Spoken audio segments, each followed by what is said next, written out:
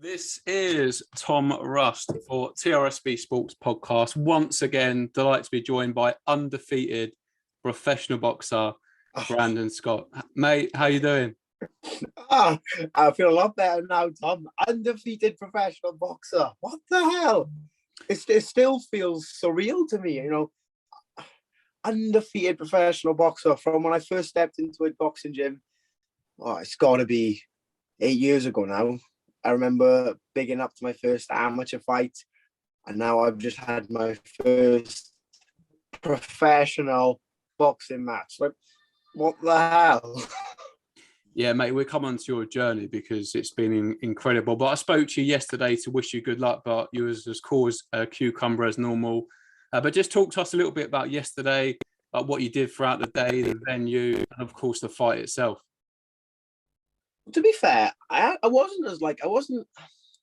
saying I wasn't nervous, but I wasn't as nervous as I thought I was going to be. I thought I was going to wake up like at 6 o'clock in the morning, you know, practically shivering in my bed. But no, I was pretty cool. I slept great the night before.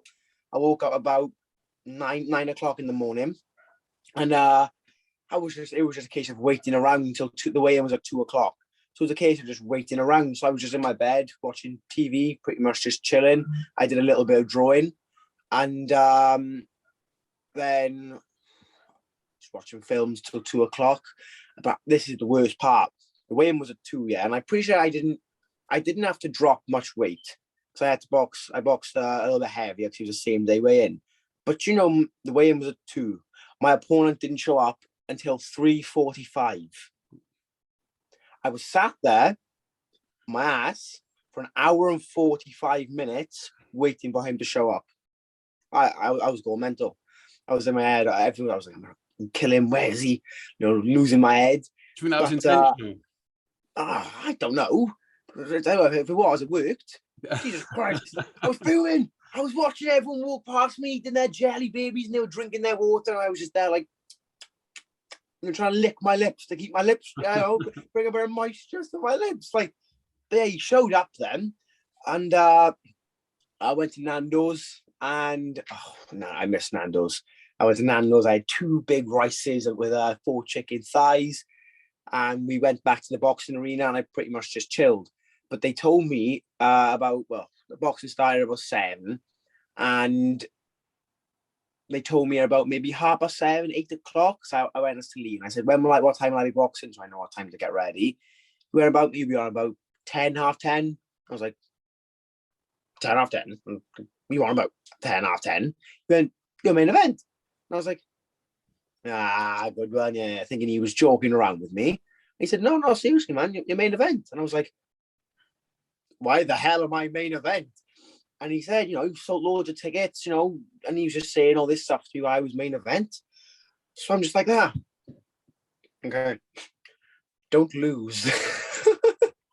So pretty much then it was just me sitting around waiting, but I was trying to watch some fights. But overall, I was pretty calm. There was an interval about 2 fights before me, a 30-minute interval. And I don't know if you're into Star Wars, but the new Obi-Wan Kenobi series is coming out. So, you know, most boxers now, yeah. Mate, who does that before a fight? Works on the Star Wars. Me?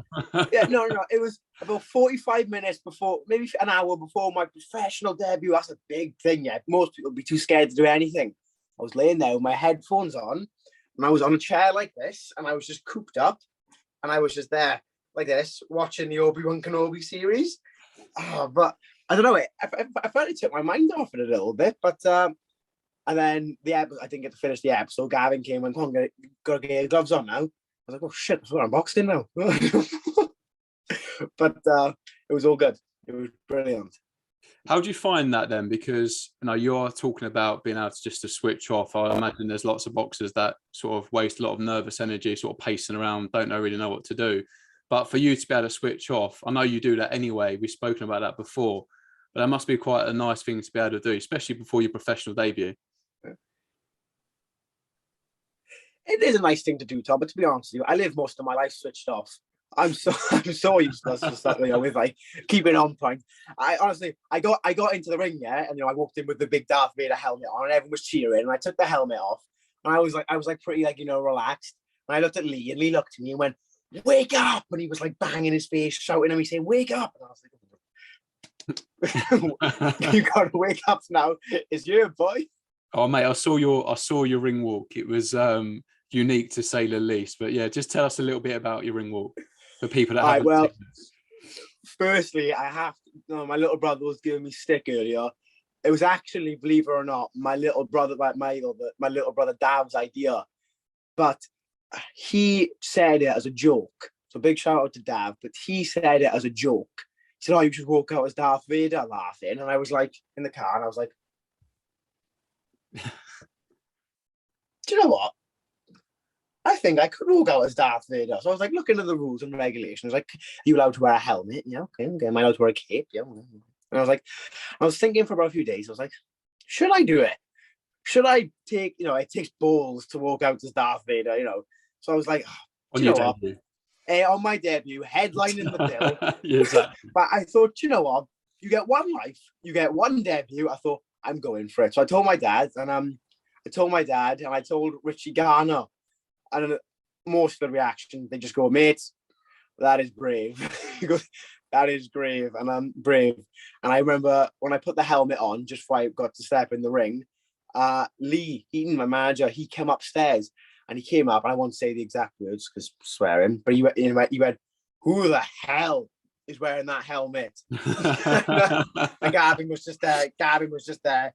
He almost looked embarrassed, just like, and I was like, "Hi, Lee." And he just went. Did he say what Comic-Con's next week? Yeah. It's my Comic-Con costume. No, me personally, I think it's the best ring walk I ever made. I thought it was a brilliant ring walk. Mate, if I'm your opponent and I'm in the ring, I'm thinking, what is going on? Like, I'm in the zone ready to go into a fight, and my opponent's coming in wearing that. Funny enough, you said that. I was standing upstairs with the helmet on, and he walked up the steps after me, and he was standing about maybe 10 feet away from me, and I couldn't see properly out of the helmet, obviously, but all I could see vaguely was him pointing at me, going, who is this nutter? He probably thought, "What the hell is he doing?" And then he's standing in the ring watching me coming in as Darth Vader. But he was like 30 years old, so he's probably got kids of his own. He was probably thinking, "Oh, my kid likes Star Wars." And I'm wearing a Star Wars helmet. Oh, mate, that's brilliant. But mate, we spoke at the beginning of the interview about your journey, your story. It's incredible. I saw your post-fight interview as well.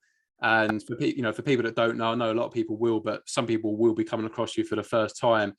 For being like a 12-year-old boy, 13-year-old boy, being told by a doctor that you had to sort of change your life. I know that really hit home for you, like hearing it from a professional. But from being there to headlining an event, in Swansea in front of 800 people, it must have been just an incredible feeling for you last night. It took me back. It was like when the fight was over, I knew I'd won. I knew I'd won when the fight was over. Without sounding cocky, I knew I'd won. But when I was standing there, and usually in the amateurs, I'd be like this, yeah, like I knew I'd won. And they'd lift my hand, and I'd be like, doing all my shouting stuff. But when the ref, the guy who does the announcements, he said my name, and the referee lifted my hand. I don't know what came over me. It was like my body just almost froze. I saw it. I felt this, and I was just like, I had this sudden emotion come over me, and I had to like just cover my face because I thought I was going to cry. I was just like, oh my God. But I'm looking back at it now. I think whether it was just a proud moment for me, whether it was just emotions or, me overcoming everything I came, maybe it was just all of that. But I don't know. But it was, I'm not going to lie, it was a surreal feeling. I think I'd be lucky if I ever got to experience anything half as good as what that felt like. I saw your picture you put on your social media a few weeks ago when you was a 12-year-old boy. Just say it when I was fat. Just say it, Tom. I see you hesitate. Mate, a fat little boy that was being bullied that went to a boxing gym to hide away. No intention to fight, but obviously look at here you are now. But I think for anyone to become a boxer and make the professional debut, it must be a lot of emotion, especially because of course up until the with the build up with the fight, there's so much focus. But for you, you know, in particular, from what you've been through, like being bullied and stuff, to making your debut, yeah, how did you feel after? Because I did see the picture you posted. It just looked like it was, I wouldn't say relief, but it was just maybe like, just, I don't know, just an outpour of emotions from you. Yeah. But just going back to what you said earlier, then I went to a boxing gym. That's just what I do. I go to a boxing gym to hide from boxing, and I end up becoming. I had to hide. I go to a boxing gym to hide from fighting, and I end up a professional fighter, just tapped. But yeah, I think it was just more of I had all this build up, you know, the journey I've been on, and it was like that for me was like a very big checkpoint, not just in my boxing career, but in my life. Yeah. You know what I mean? So I think, like I said, it was all that build up, and everyone was chanting my name, and I had all my community there supporting me. So I think, like I'm thinking back to it now. Honestly, Tom, I don't know how to describe the feeling it was. And then I was jumping out when everyone was jumping on me, taking pictures with me. It was crazy. I had all my friends there, I had all my family there, but the only thing I was missing was the stoppage. But it was a very, very, very emotional night for me, and I couldn't be happier with how it went. And how would you rate your performance last night? Oh, classy. No, At least you're modest, mate. Very modest. But no, without without not trying to be cocky, I thought I boxed very well. He was holding a lot, obviously, but I was framing well to keep him off when I was holding. But I think, you know, when a lot of people turn pro, they struggle to deal with the pace of professional boxing. They struggle to deal with like what to do in clinches and stuff. I thought I showed maturity for a young 18-year-old like myself. I don't know if you've seen my fight. You can go on my Facebook, Brandon Scott, go on my wall, and loads of people have posted the full fight. You can watch it on there. But the referee actually said to me, he said, oh, if you landed one more clean shot, I was going to stop the fight. I was like, I was like, why didn't you just do it? Like, it looks ruining my day. But no, I thought obviously that there's things I can work on. Me and Gavin were speaking, and maybe just working on not going the same way so much, and putting punches and like more combinations together. But they were just little things we can add in. I didn't really think I did anything. Don't think I did anything bad. I just think there was things I could have done better, if that makes sense. Of course, but you know, what is it? A couple of days before as well, your opponent changed. Oh, don't even. I was punching the bag, yeah, and I was G'd up. I'd been picturing this guy in my head, like this with Rocky and Rocky 4, when Rocky's running up the mountain shouting Drago. I was doing that with this guy, and Gavin rang my dad, and he just said, Brandon's opponent's out. And I was like, at first, I don't know if you know what Gavin's like, but he's a joker. So I was like, yeah, good one, Gav. And he went, no, seriously, Brad, he's out. And I could tell by the tone of his voice, lying. Do you know when I say I wanted to cry? Honestly, I was like, I'm not going to fight. I'm going to have to drop everyone's tickets back. I'm going to have to say I'm not fighting. All this training diet has been for nothing. Honestly, yeah. I felt broken. But then he said he's got a change of opponent. And he said, you know, we don't really know anything about him.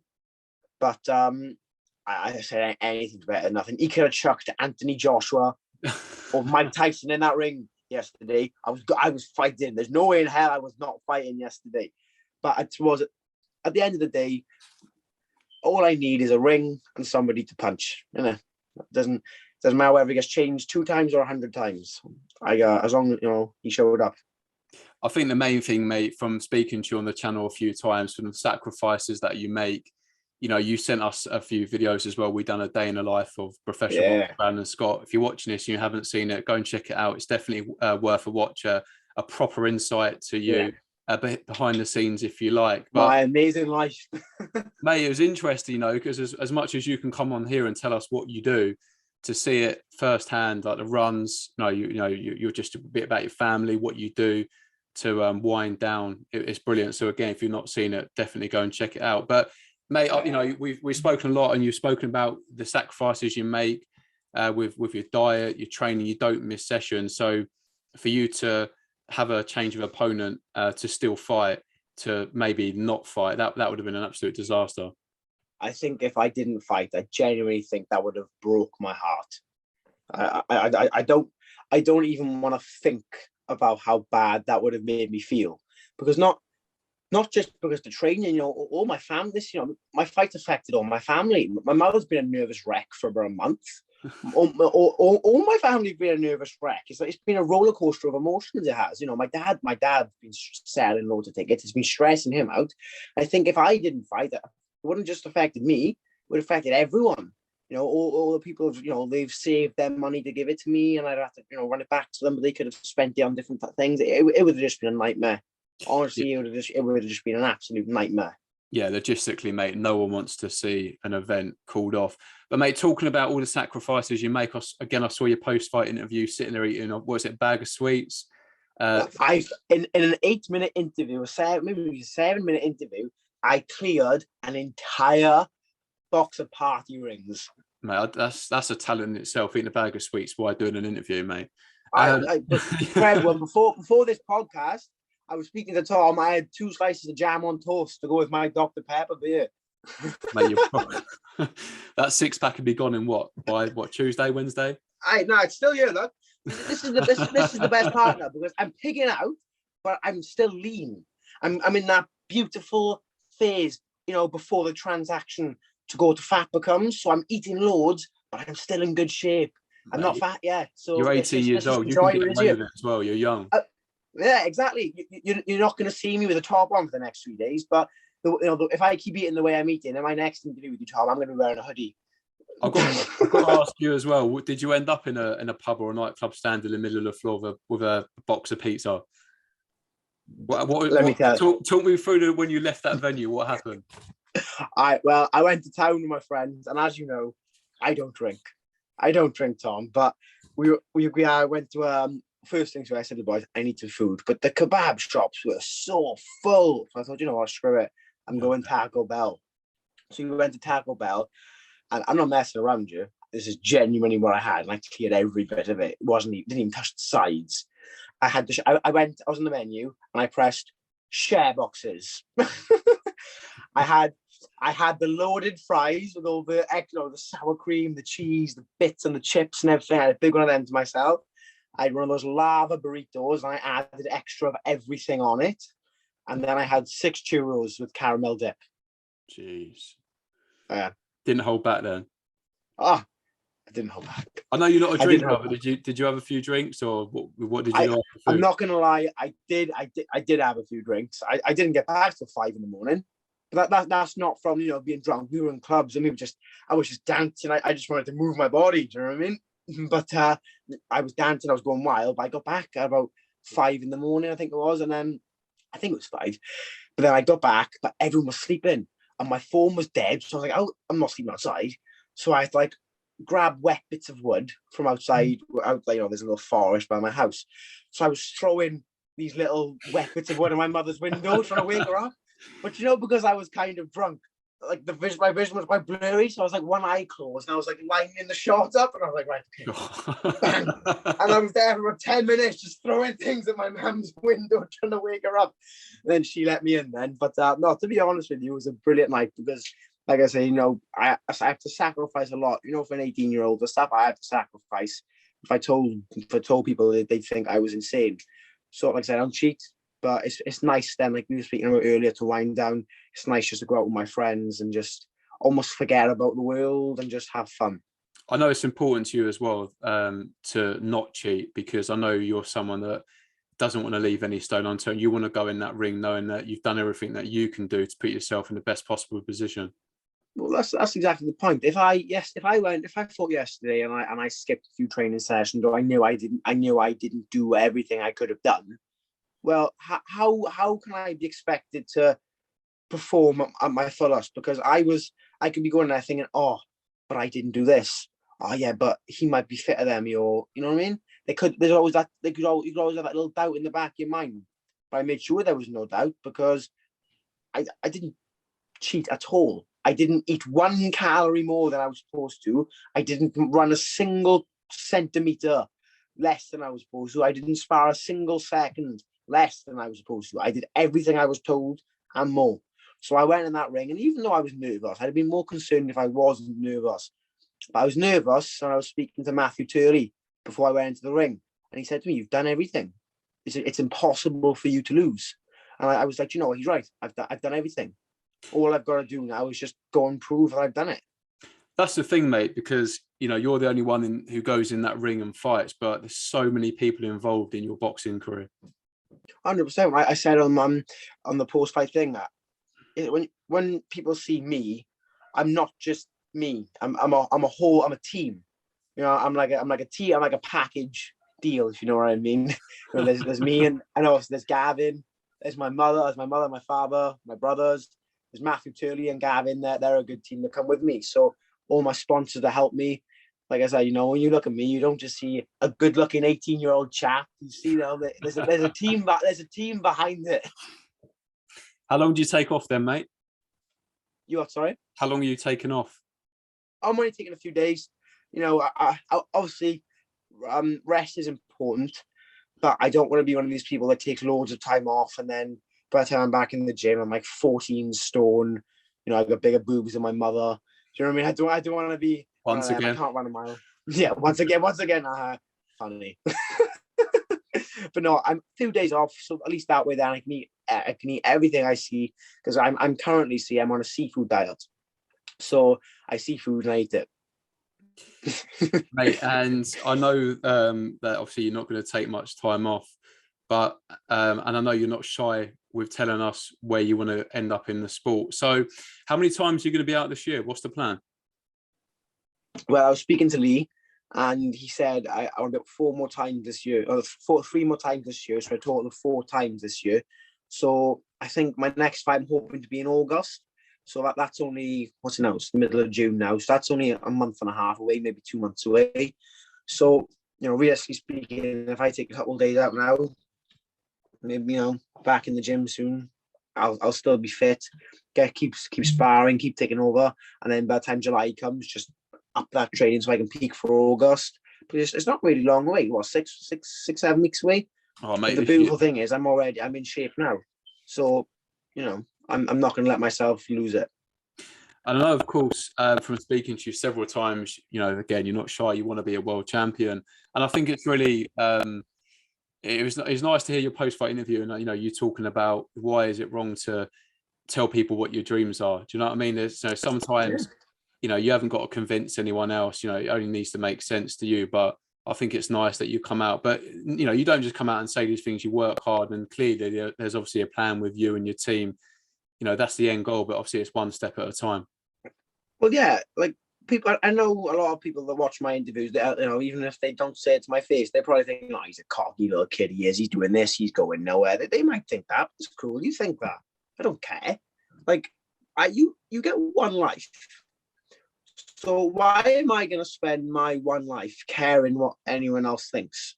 As long as I'm happy. As long as I'm happy, and as long as my family and everyone around me are cool. That's all that matters at the end of the day. So if someone wants to think I'm cocky, or they're jealous because they're too scared to say stuff, like, look at this, I'm going to be a world champion. That doesn't do no damage to me. And at the end of the day, it's what I want. That's what I want in my life. You'd be surprised if you say to some people, what do you want to achieve in life? A lot of them won't be able to give you an answer. They're just like, to be happy. Like, I've got a burning desire. I've got a fire in my chest. I can feel it. I will do anything. I will crawl my ass to get there if I have to. If I can't walk, I'll crawl. If I can't crawl, I'll find a way to get there. But I can't promise there won't be, downs on the way. But if I have to go out, I'm going to go out swinging. I want this. I've got a dream. So why am I going to be scared? I don't think it's bad just to say what your dream is. People don't agree with me. That's fine. But that's just the way I think. So, Well, you've already shown us, you can overcome adversity. And of course, there's going to be harder tests along your boxing career. Of course there is. You've chosen the hardest sport in the world, and it's not always going to be plain sailing. You might not always have it your way, but clearly you believe in yourself, and, you train hard enough to hopefully get you there. Yeah.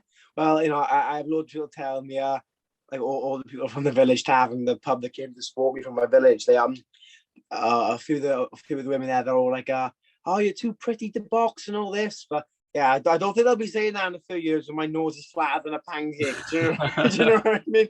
Mate, I'm missing a few teeth. Mate, my son reckons you could sell your drawings. Proper impressed with those. Is he?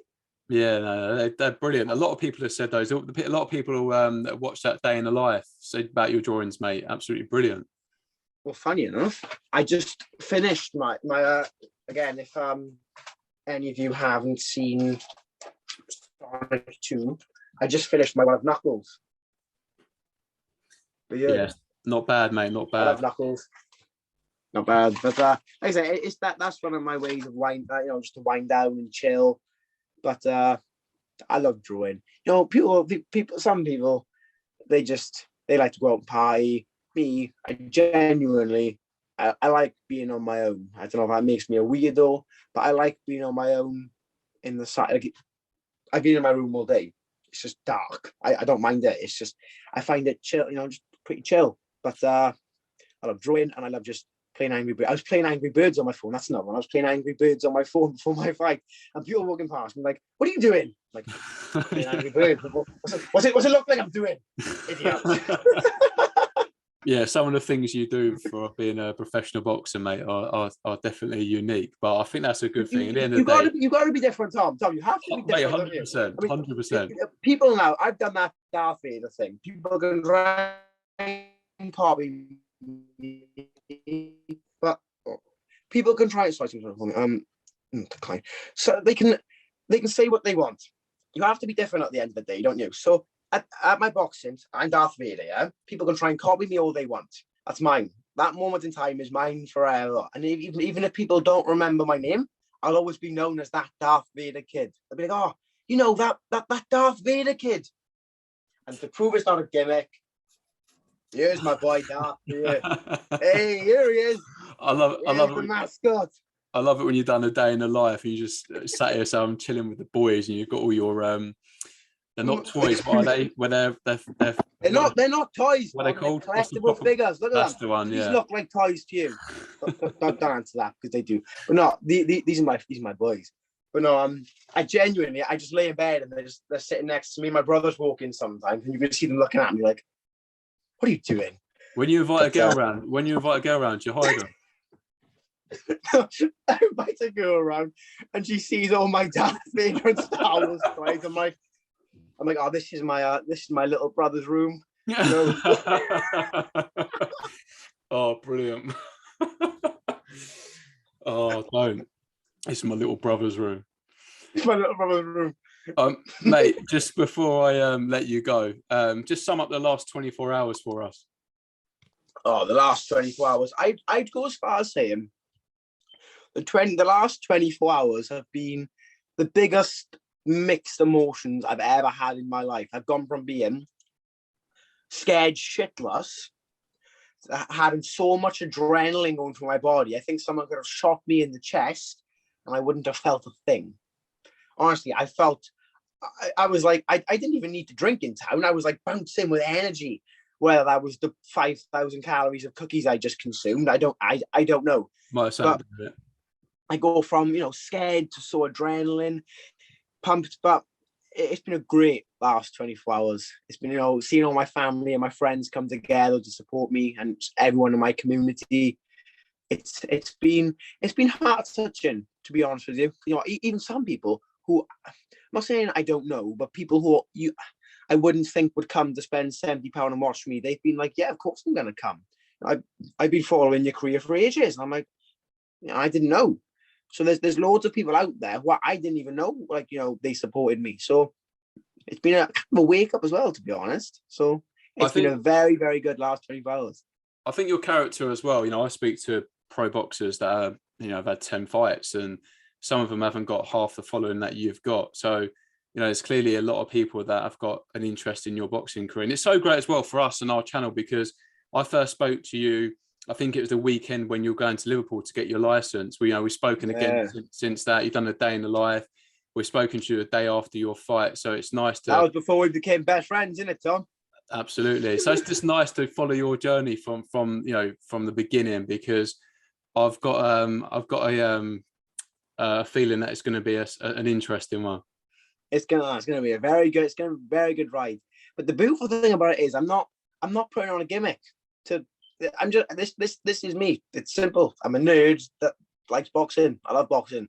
That's as simple as it is. And without being disrespectful, again, you know, you look at most boxers, and it's just, yeah, I'm looking forward to putting on a great performance and seeing how far I can go. Me, on the other hand, hold my beer, give me the Darth Vader helmet, bang. But I'm not saying I don't feel like pressure and stuff, but I'm an 18-year-old boy, and I'm hardly a developed 18-year-old. You know what I mean?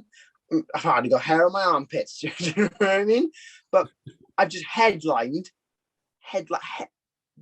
evented a bill, I packed in my hometown and walked out as Darth Vader.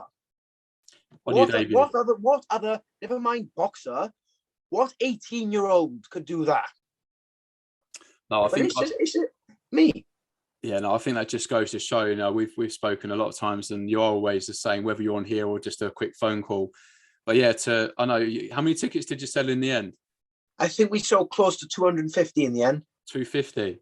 250, but like I said, it was tricky because one of my Mano, like my brother Mano, he got added to the bill, so obviously I lost a few tickets to him, which is a small price to pay to have him on the bill, obviously. So I lost a few tickets there, and because they were only £70 tickets, you know, a lot of people my age, you have, you know, at the end of the day, I'm only 18, so a lot of my friends are on the 18 mark area, so £70 to them, it's a lot of money.